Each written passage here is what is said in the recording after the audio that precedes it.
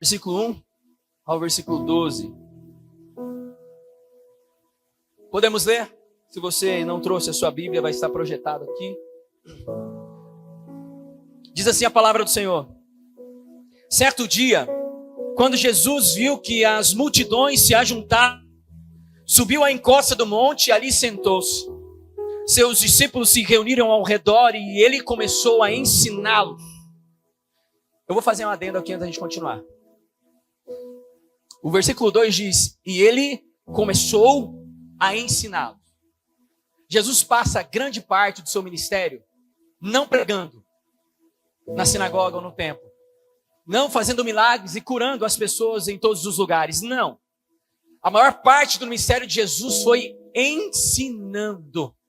É bom que a gente enfatize isso. Se você fizer uma pesquisa, você vai perceber que Jesus passa grande parte do seu tempo ensinando. Então ele começa no versículo 3 dizendo, felizes os pobres de espírito, pois o reino dos céus lhes pertence. Felizes os que choram, pois serão consolados. Felizes os humildes, pois herdarão a terra. Felizes os que têm fome e sede de justiça, pois serão saciados. Eu vou dar uma ênfase mais uma vez no versículo 6. Felizes os que têm fome e sede de justiça, pois serão saciados. Felizes os misericordiosos, pois serão tratados com misericórdia. Felizes os que têm coração puro, pois verão a Deus.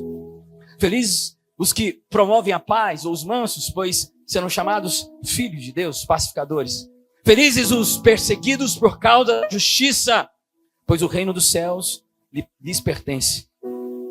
Felizes são vocês, quando por minha causa sofrerem zombaria e perseguição, e quando outros, mentindo, disserem todo tipo de maldade a seu respeito. Alegrem-se e exultem, porque uma grande recompensa os espera no céu. E lembre-se de que os antigos profetas foram perseguidos da mesma forma. Eu quero orar mais uma vez, se você puder curvar a tua cabeça. Santo Espírito, nós estamos diante da tua palavra.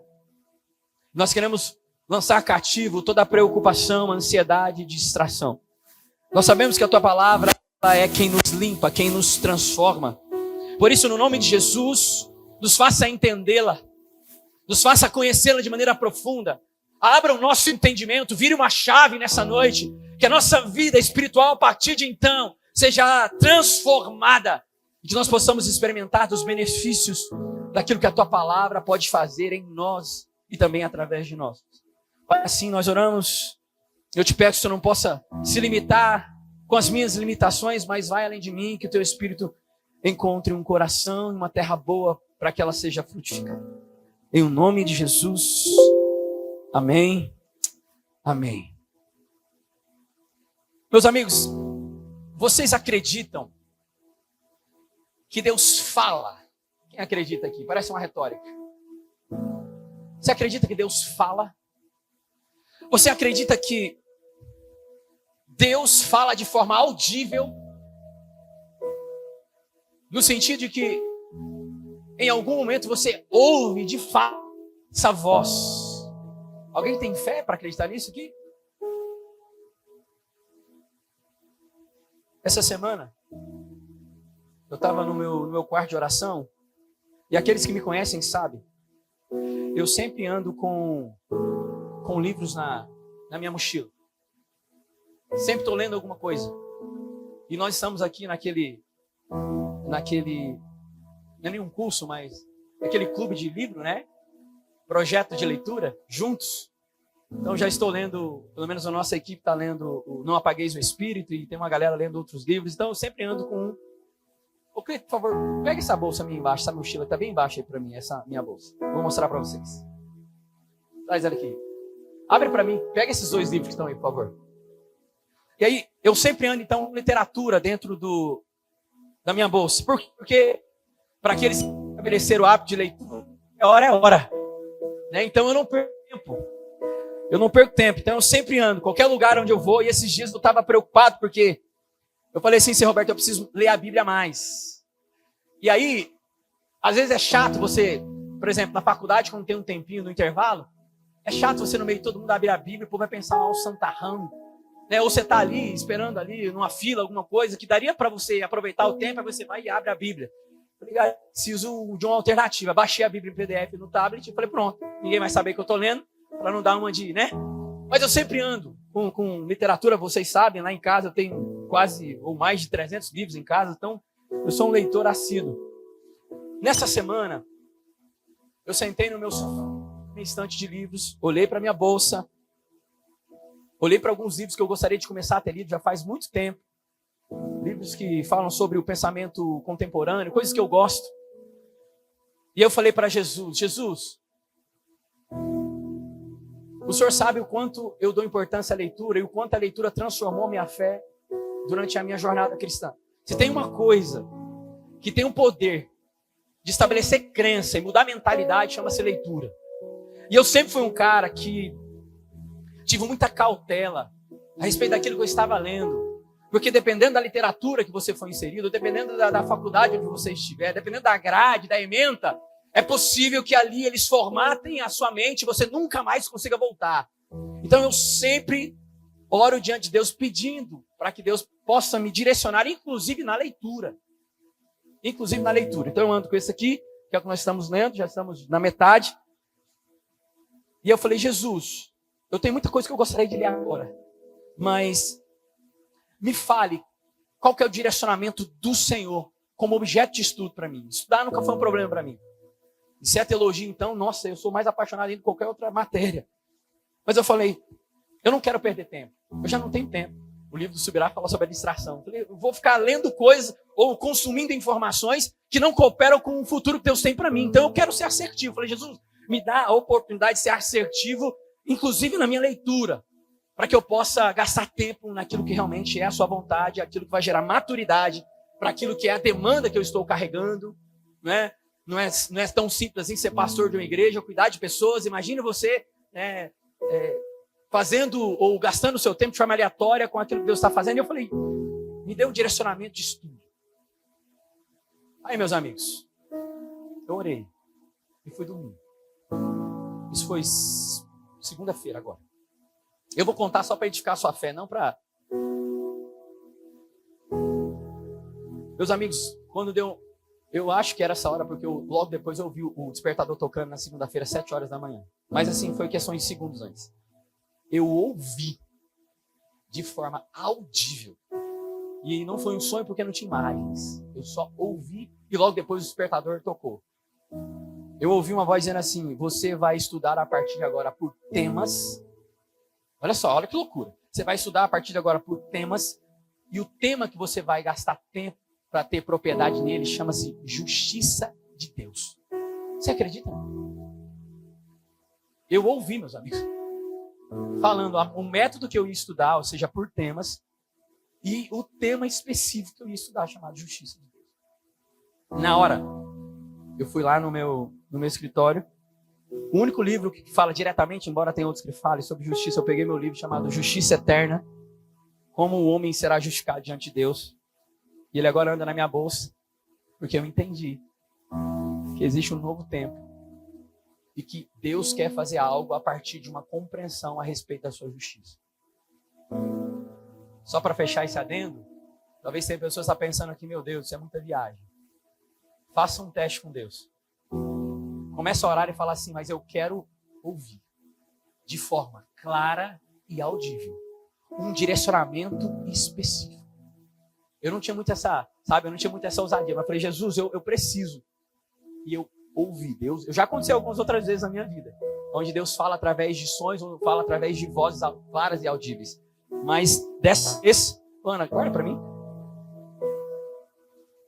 Portanto, imagina a respeito do que eu quero conversar com vocês nessa noite. De verdade, talvez não seria o tema que eu gostaria de falar, ou que eu gostaria de ler. Mas Deus me deu uma mensagem, ou me deu um direcionamento muito claro a respeito do que era para ser dito aqui nessa noite e daquilo que eu preciso, de certa forma, aprender e entender um pouco mais. Então hoje, eu gostaria que você pudesse abrir o teu coração para entender qual é o resultado que a justiça de Deus faz na vida de um homem. E sobretudo, você vai perceber que ela é uma das bases elementares, raízes mais profundas a respeito do Evangelho. Se você não entender o que é a justiça de Deus provocada pelo Evangelho, é capaz de que você passe a sua vida inteira e nunca tenha experimentado o que é o Evangelho verdadeiro. O texto que nós acabamos de ler, eu fiz um recorte, mas é um texto que fala do Sermão do Monte, né? Capítulo 5, 6 e 7 de Mateus.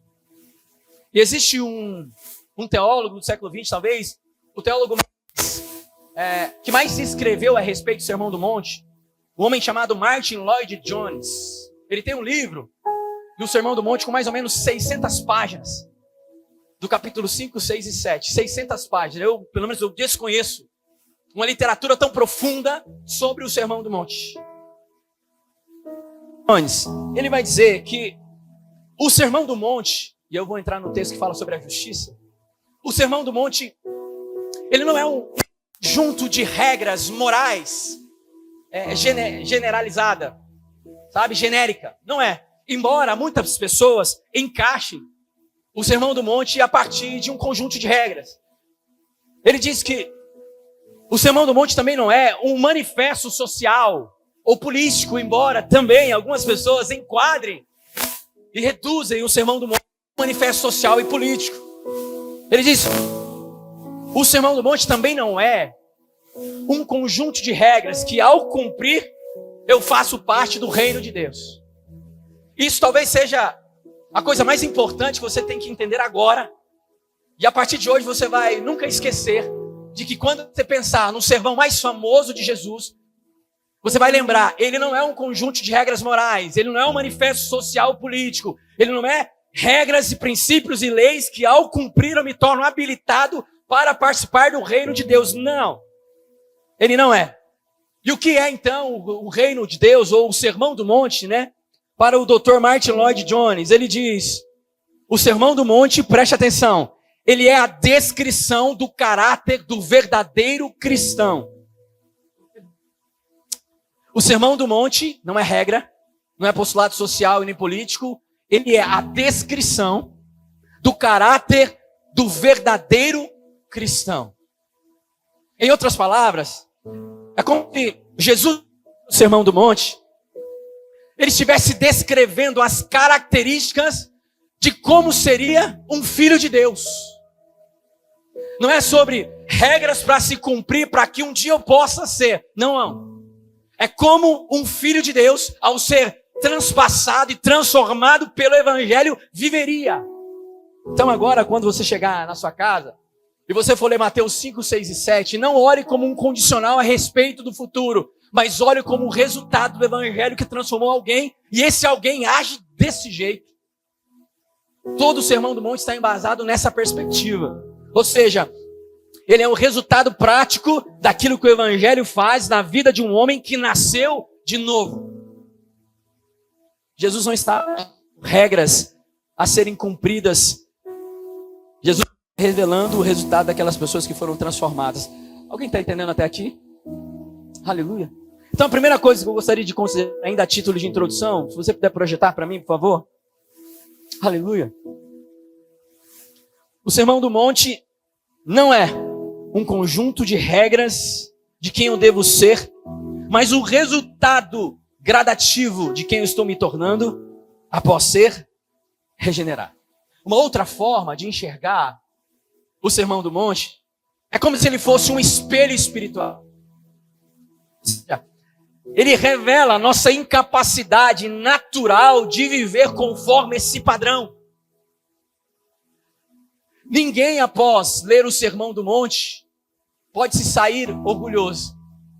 Eu não sei você quando leu.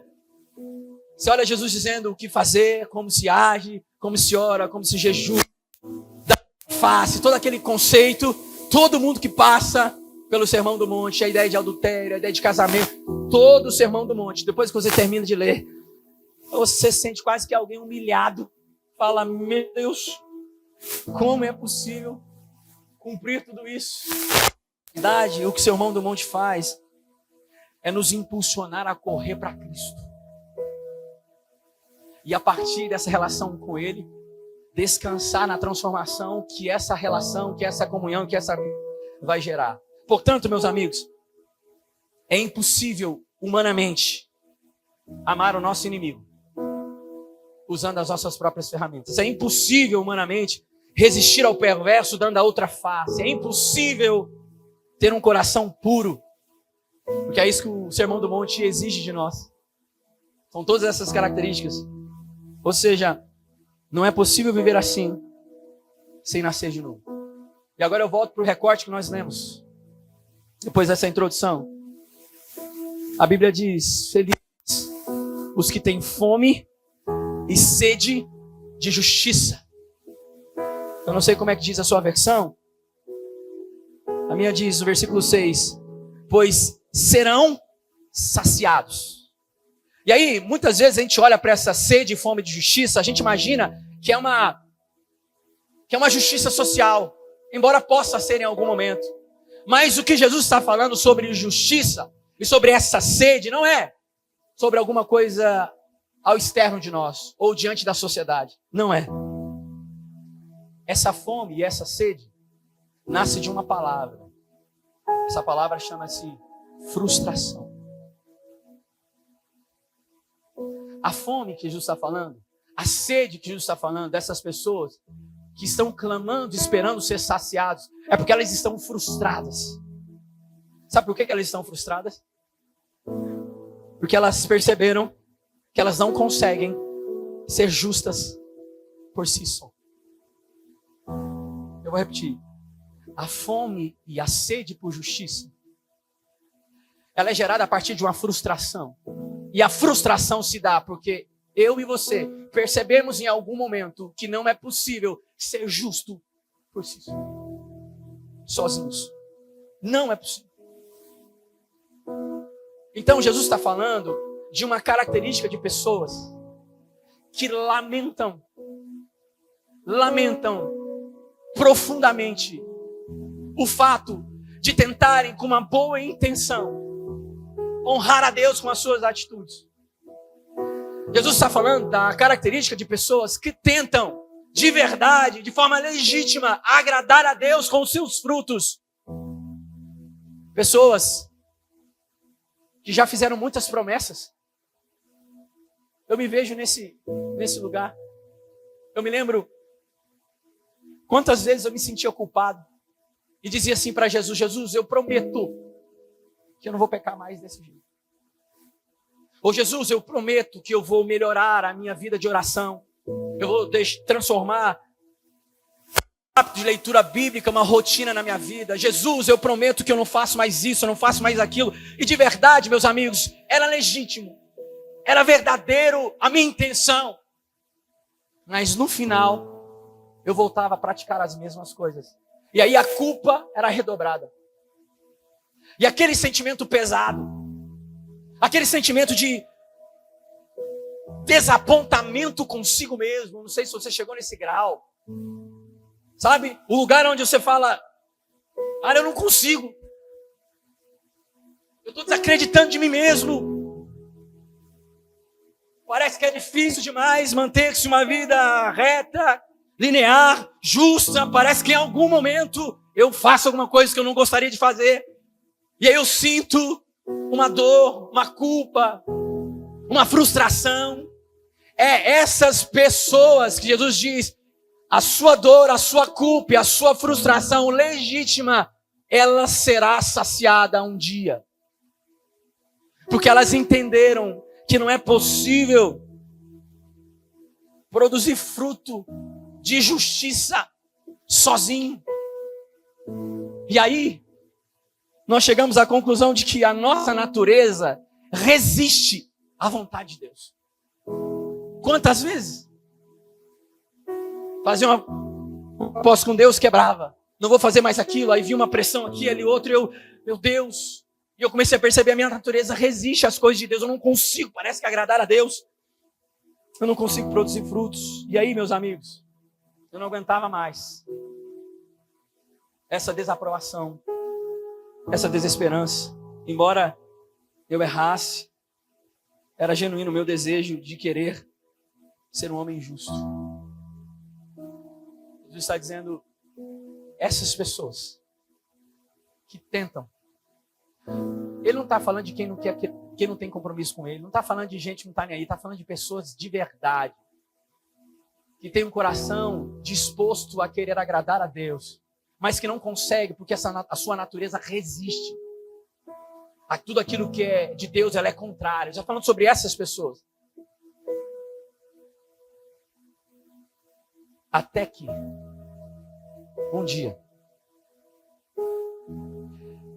eu fui atravessado violentamente pela graça de Deus. E aí, usando o meu exemplo, eu quero trazer a segunda consideração dessa noite. Se você puder projetar para mim. Existem momentos que Deus permite que a vida nos leve a um lugar aonde só a graça de Deus pode nos tirar. O divisor de águas na minha vida, aonde eu saí do lugar de culpado, desapontado, desesperançado, inconstante, infiel. A virada de chave foi quando Deus permitiu que a vida me levasse para um lugar aonde somente a graça de Deus poderia me alcançar. Eu perdi tudo, meus amigos. Tudo. Tudo foi por água abaixo na minha vida. Eu perdi reputação, admiração, dinheiro. Eu perdi perspectivas profissionais. Eu perdi tudo. Tudo. Eu fui para um lugar onde eu fui extremamente atravessado, a ponto de que eu não tinha mais nenhum mérito para oferecer para Deus. Nenhum mérito. Eu morei quase 15 anos em São Paulo, agora da última vez. E quando eu voltei para Rondonópolis, eu voltei de toda a minha história. Eu voltei com a mala e um violão nas costas. Uma vida inteira. Sem reputação, sem prestígio, sem admiração. Eu não tinha mais nada para oferecer para Deus. Mais nada. O tamanho foi o vale que Deus permitiu que eu passasse. Deus não tem responsabilidade nenhuma do que eu fiz da minha vida. Nenhuma. Mas Deus permitiu que esse lugar pudesse germinar um fruto de justiça derivado da graça de Deus. E aí, meus amigos, já que eu não tinha nada para oferecer,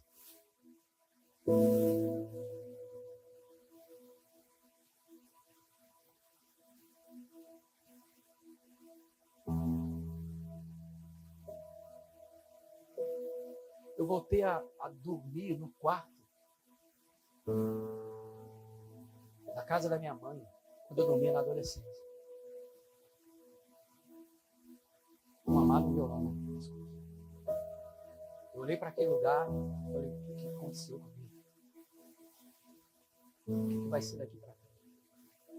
Estava tomando remédio para dormir, remédio para ansiedade, estava dopado, um monte de coisa. Não acreditava mais em mim. Não sabia como ia fazer para recomeçar. Não tinha emprego. Não tinha nada. Nada. Eu não tinha nada para oferecer para Deus. Nada. Eu lembro um dia, logo quando eu cheguei, acho que meus pais estavam indo na Lagoinha na época, foi 2 cultos aí, eu fui. E aí fiz amizade com algumas pessoas. Não tinha nem começado a trabalhar, não tinha alugado uma sala, não tinha nada. Como é que? Não tinha nada. Eu falei, eu vou ficar aqui 30... Olha, pensando, eu vou ficar 30 dias em Rondonópolis eu vou tentar me curar, porque emocionalmente eu estava destruído, não tinha condição de cuidar de mim mesmo. E eu falei assim, eu vou voltar depois de 30 dias para São Paulo, porque eu nunca imaginei, nunca quis voltar para Rondonópolis, nunca foi a minha vontade, meus pais sabem. Eu falei, eu vou ficar 30 dias e depois eu vou embora, não sei o que vai fazer, eu volto, eu tenho meus contatos, tenho meus amigos, começo do zero de novo lá. Mas enfim, aí eu lembro um dia que acabou um culto lá na Lagoinha, e aí tinha uns meninos que eu conheci lá, me chamaram para comer um lanche.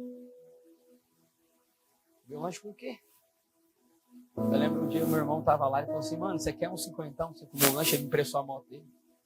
Eu falei, não, mano, tá de boa, obrigado, eu vou para casa.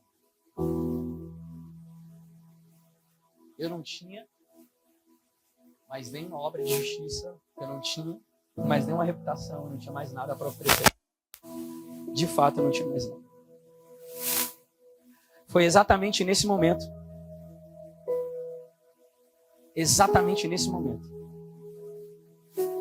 que a justiça de Deus derramada naquela cruz me alcançou. Aí, meus amigos, a graça me feriu. Aí a graça me feriu. E para algumas pessoas estão pensando, mas o que é essa graça? Vou te explicar o que é essa graça. A graça é a única coisa que pode te colocar quando você não tem mais nada para oferecer para você, para Deus ou para qualquer pessoa. Ela é o último estágio de alguém que não tem mais para onde ir. É exatamente nesse lugar que ela chega. Porque a graça parte do pressuposto de que ela não é alcançada ou merecida. A Bíblia diz que a salvação é pela graça mediante a fé. Isso não vem de vós, é um presente de Deus para que ninguém se vanglorie. Naquele exato momento, a minha reputação, a minha influência, tudo que eu tinha, não tinha mais valor. Eu não tinha network suficiente. Eu me lembro que as pessoas falavam, lembra, o lugar é na rua tal, nem eu não lembrava mais. Quando Marechal Rondon, perguntou, eu falei, cara, não sei, eu estava desorientado, nem não conhecia mais a minha cidade. Eu não. E aí essa graça veio, e como eu não tinha nada mais para oferecer, eu falei, Jesus, eu não sei o que eu vou fazer, mas existe uma coisa que eu quero ser daqui para frente. Eu quero ser o alvo da graça de Deus todos os dias. Eu quero que a justiça de Jesus naquela cruz me alcance. Porque eu tentei agradar a Deus, eu tentei alcançar algum nível de influência, eu tentei dar bem na vida, usando as minhas ferramentas, usando a minha, usando os meus talentos, usando o meu repertório, usando o meu network. Eu tentei, mas eu não consegui. E no final eu coloquei tudo a perder. Mas a partir de agora, eu não tenho nem com quem negociar. Eu não posso negociar o Senhor um favor. Eu tenho sido um homem bom e justo. Olhe para mim, atenda o clamor. Nem ousadia para orar eu tinha. Justamente nessa hora. Deus, um amor. O que eu diria? O que eu gostaria de dizer para algumas pessoas aqui nessa noite? Espere chegar ao fundo do poço. Não espere. Você vai ter tudo que você...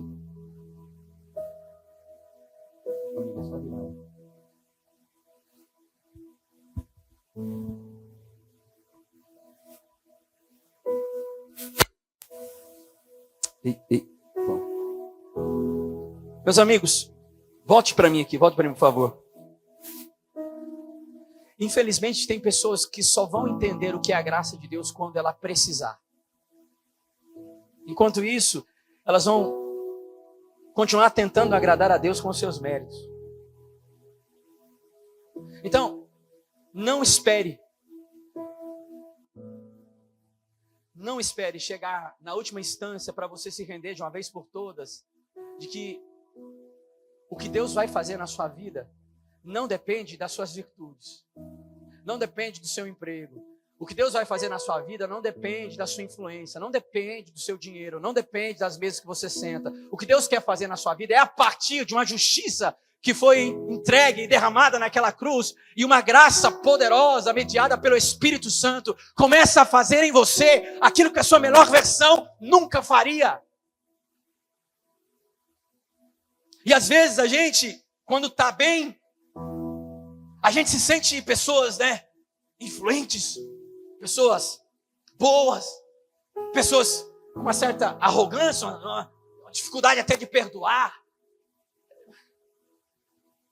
Como é que eu não ia perdoar? Olhava para mim e falava assim, Roberto, cara do céu, o que você fez da sua vida? Você entende por que Jesus diz que felizes seriam os mansos?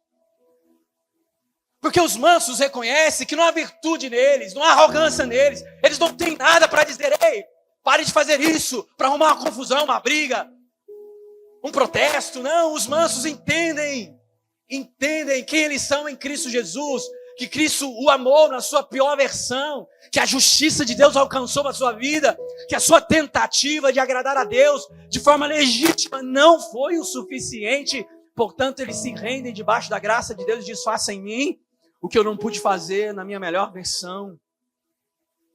Foi assim que Deus fez na minha vida.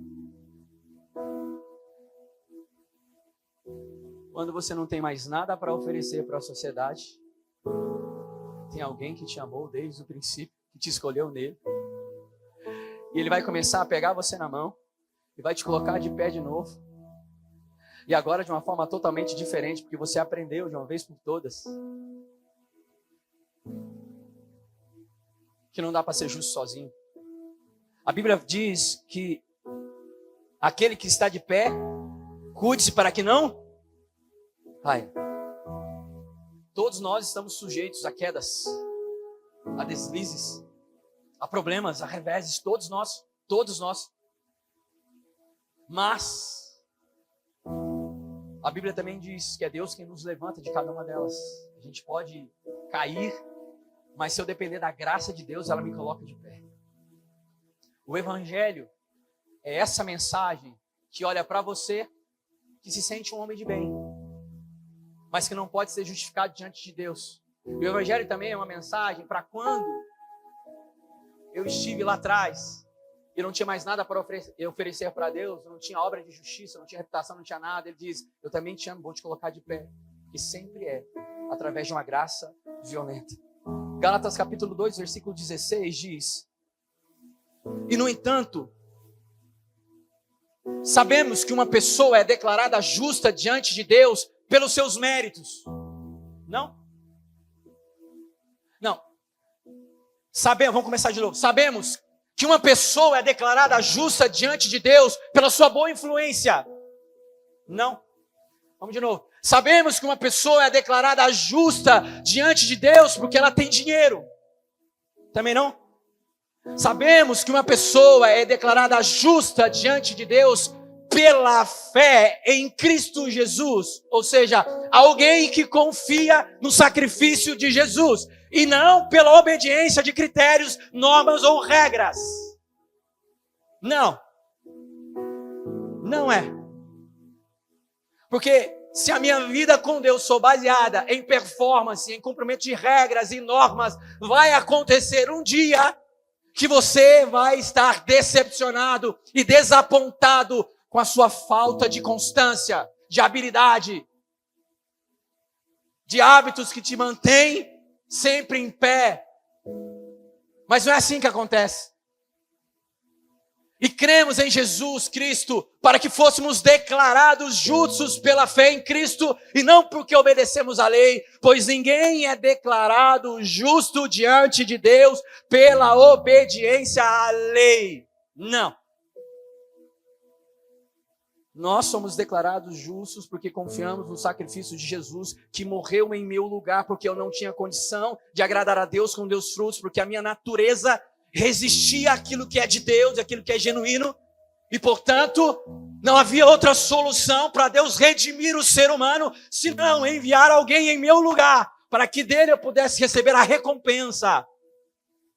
E tudo isso acontece por uma graça violenta, que te atravessa, te fulmina e te constrange a ponto de você dizer, como não amar alguém que me amou sabendo quem eu sou. E aí,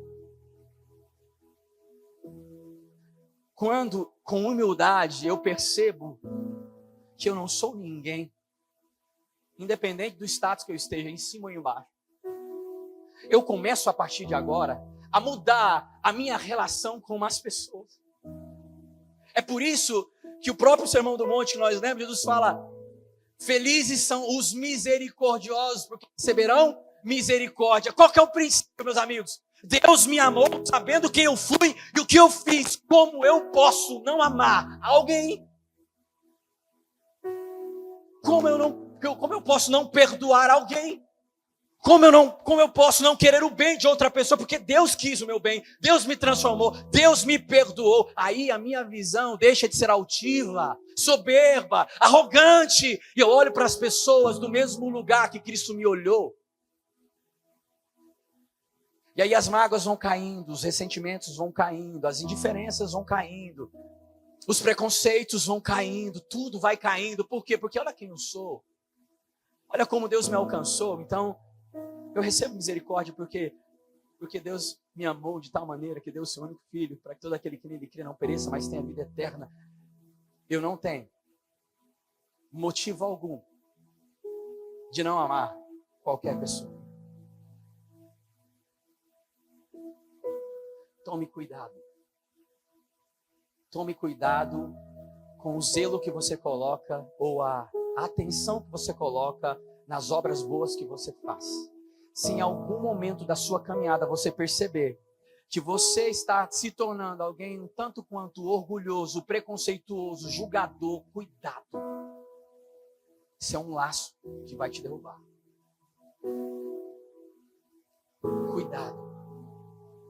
Em Cristo Jesus, ou naquela cruz, Deus resolveu todas as nossas indiferenças. Todos nós somos iguais perante a Deus, todos nós. Pecadores que careciam da graça e da glória de Deus. Cuidado com as inimizades que nascem dentro do seu coração. Cuidado com ambientes no trabalho onde você percebe que parece que tem alguém que quer te perseguir, tem alguém que não gosta de você, tem alguém tentando te prejudicar, aí aquela ira vai entrando no seu coração, ou aqueles julgamentos, pessoa naquela fulano não podia falar isso, aquele não sei o quê. Cuidado com isso. Cuidado. Nós não somos melhores do que ninguém. A graça de Deus nos mostra isso. Todos pecaram e destituídos estão da glória de Deus. Então nós estamos no mesmo lugar. Agora, decorrendo para o fim, Danilo, eu quero gastar tempo. Abra Gálatas 5:19, por favor. Do 19 a 25, por favor.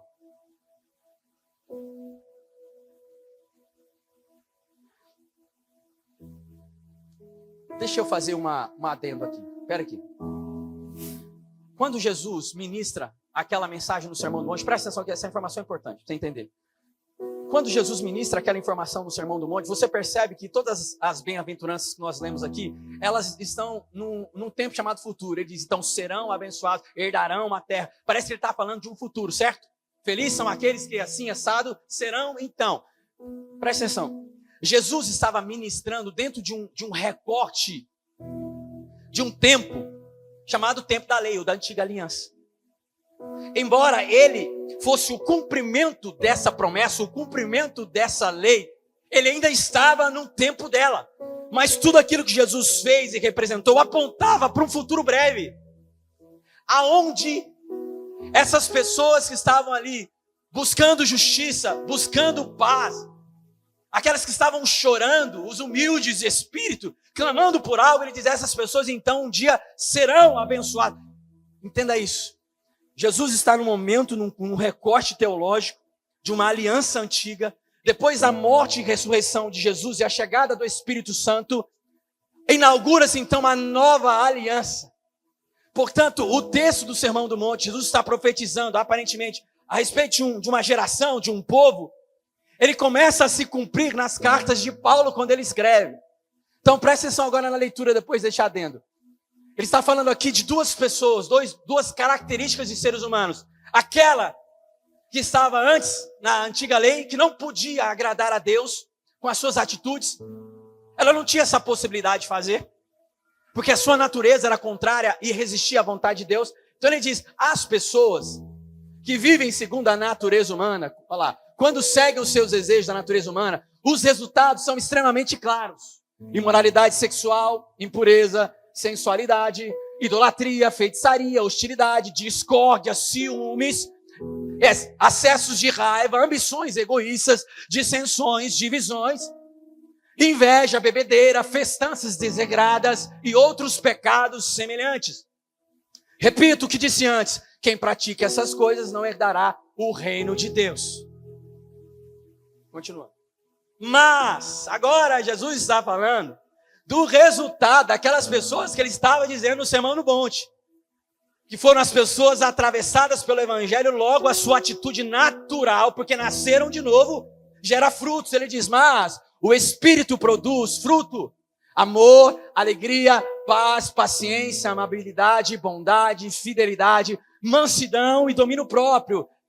Agora, depois do ponto, presta atenção nisso aqui. Não há lei contra essas coisas. Qual que era o maior objetivo ou a maior virtude de uma lei? Vamos lá. Qual que é a maior finalidade de uma lei?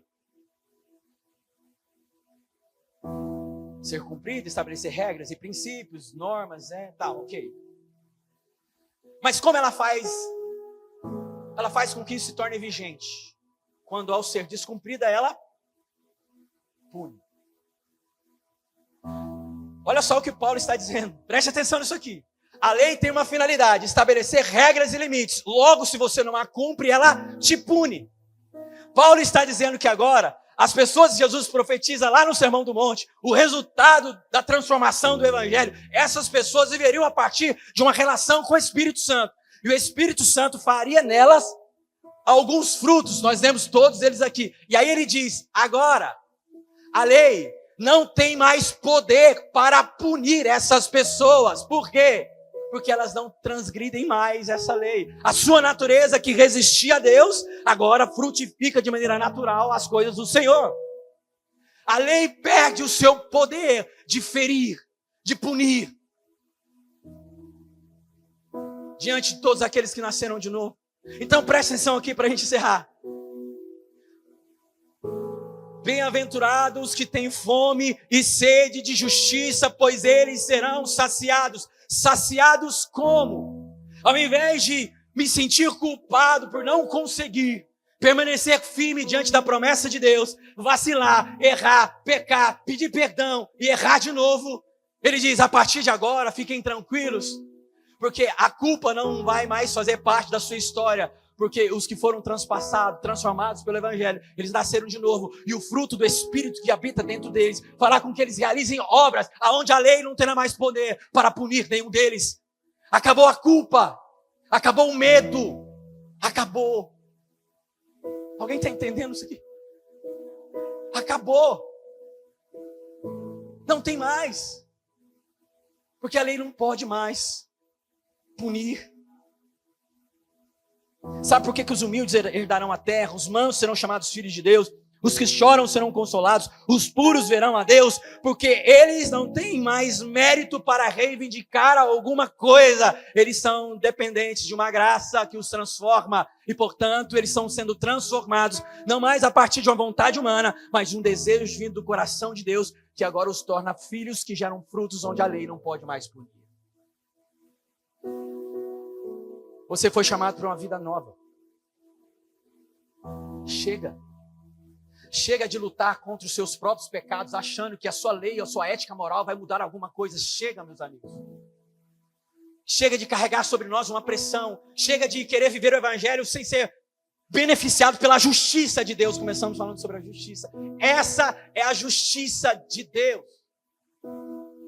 Ele se fez pecado em nosso lugar, para que nele fôssemos feito justiça de Deus. Terceira coisa, eu encerro, que eu gostaria de considerar com vocês. O grande inimigo do Evangelho não é o pecado escandaloso, é a autoconfiança disfarçada de espiritualidade. Eu vou repetir. O grande inimigo do Evangelho não é o pecado escandaloso, que nós julgamos. Caiu, ó, o pastor caiu lá, ó, traiu a esposa, ó, aquele lá, pegou, hein, tava roubando não sei o quê, ó, fulano lá, você viu meu primo, você viu o cara foi, sabe, nós gostamos de fazer isso, não é? A gente se alegra com a queda do outro. O grande inimigo não é o pecado escandaloso, é a auto disfarçada de espiritualidade. Romanos capítulo 1, versículo 1 ao versículo 8, versículo 1 ao versículo 4. Agora, portanto, já não há condenação para os que estão em Cristo Jesus. Eu vou repetir, que eu acho que só o Valmir entendeu. Agora, portanto, que depois da justiça de Deus, da graça, já não há nenhuma condenação para os que estão em Cristo Jesus. Continua. Pois em Cristo Jesus, a lei do Espírito, dessa nova natureza, que dá vida, os libertou da lei do pecado que levava à morte. Continua. A lei não era capaz de nos salvar por causa da fraqueza de nossa natureza. Por isso Deus fez o que a lei era incapaz de fazer ao enviar o seu Filho na semelhança de nossa natureza humana pecaminosa e apresentá-lo como sacrifício por nosso pecado. Com isso declarou o fim do domínio do pecado sobre nós. Aleluia! De modo que nós, que agora não seguimos mais a nossa natureza humana, mas sim o Espírito, possamos cumprir as justas exigências da lei. Aleluia! Aquilo que era difícil demais, que me gerava desesperança, desapontamento, agora flui de maneira natural. Porque Deus está fazendo o que eu não conseguia fazer. Aquilo que outrora era uma lei externa, agora Deus coloca dentro do meu coração o desejo de cumpri-la de maneira natural, porque é o Espírito que faz. Meus amigos, alguém me dá mais 5 minutos? 5 minutos só? Glória a Deus. Filipenses 2:13. Por favor, projeta para mim, Daniel. Olha isso aqui talvez seja o golpe mais baixo que a graça pode dar na vida de alguém quando ela entende isso. Pois Deus está agindo em vocês, dando-lhes o desejo e o poder de realizarem aquilo que é do agrado dele. Ei, até aquilo que você faz diante de Deus e para Deus não vem de você, mas vem de um Espírito de Deus que mora dentro de você. E a vontade de agradar a Deus agora vem porque Ele coloca dentro do meu coração e do seu coração. Aí você entende o que Jesus diz: tudo que vocês pedirem em meu nome vos serão concedido. Por que será concedido? Porque até o pedido do meu coração não vem mais de mim. Vem de um coração transformado pelo Espírito Santo.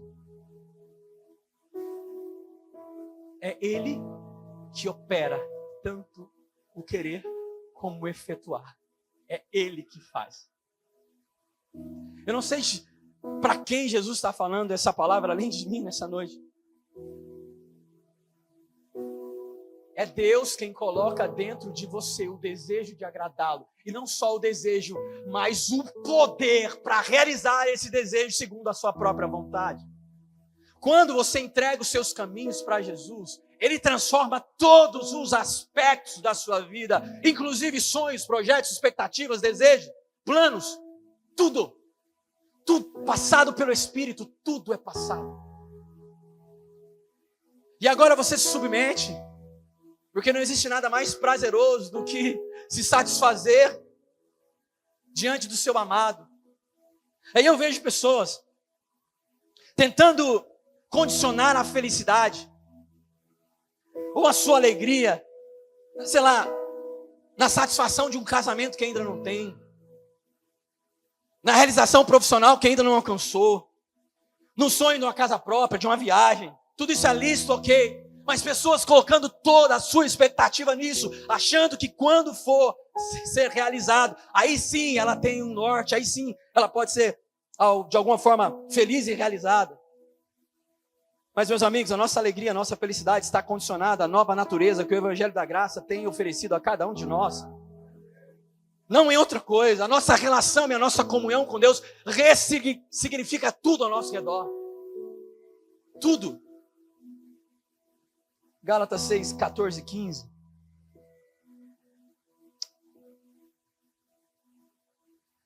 Quanto a mim, que eu jamais me glorie em qualquer outra coisa a não ser na cruz do nosso Senhor Jesus Cristo. Preste atenção. por causa dessa cruz, o meu interesse nesse mundo foi crucificado e o interesse do mundo em mim também morreu. Esse é o resultado daquelas pessoas que se submetem à vontade do Pai, à vontade do Espírito. Quanto mais o evangelho da graça me atravessa, menos interesse eu tenho nesse mundo.